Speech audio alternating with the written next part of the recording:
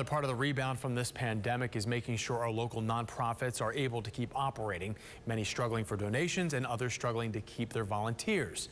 Much like a vital nonprofit in Hillsborough County who found the next generation was ready to step up and help them rebound.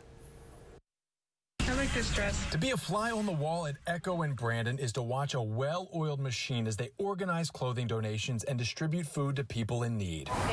And they had it down to a science. We had GED classes, we distributed clothing, we distributed emergency food, we had a back-to-work program, we had a social enterprise, we had a boutique open.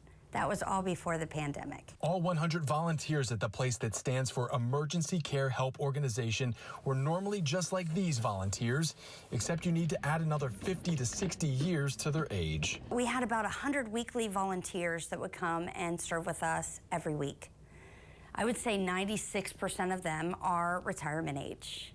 So mid-March, they were sent home for their safety. And that put the weight of Echo on the shoulders of nearly a dozen staff members. Not realistic to stay afloat long term. And that's when they realized it was time to lean on a new generation, like Sakura Hartsfield and Jonah Stow. And it's a good experience volunteering and being able to work with other kids that are my age that have the same mindset to help people in our community. At just 15 years old, these two are now part of Echo's youth leadership program, along with 48 other teens, who are now filling the gap left behind by the regular volunteers who just can't be here right now. I knew that they were starting to struggle with people because the older people had to stay home just so that they didn't risk any chance. Every week, these 50 teens sort out food and clothing donations and then hand them out to residents in unincorporated Hillsborough County.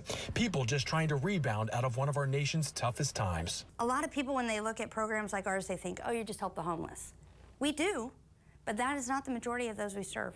The majority of those we serve are the underemployed, people that are just making it, and if anything happens, they're in an emergency situation. Good to know kids these days may be different than we were growing up, but there's one thing that hasn't changed: their hearts. This greater Brandon Riverview community is so generous, and they have taken care of us, and their children are taking care of us, and we're so thankful.